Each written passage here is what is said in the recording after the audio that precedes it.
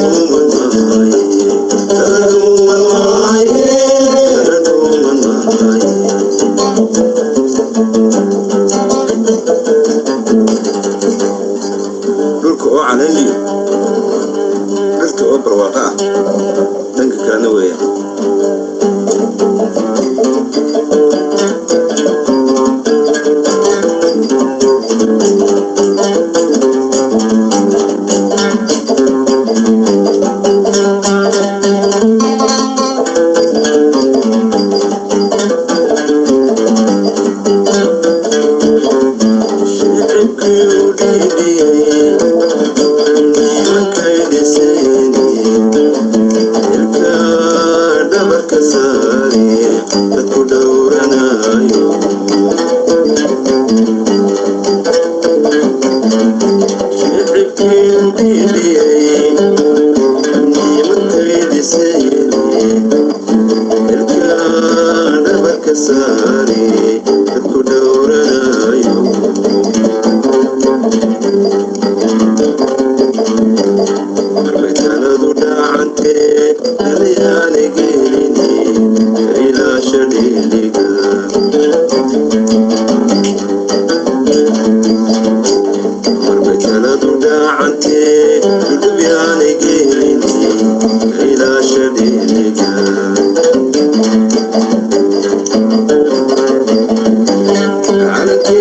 kaashane dhalinyariya waayeen waynaynu dhowrnaa midabkiisa taagnaa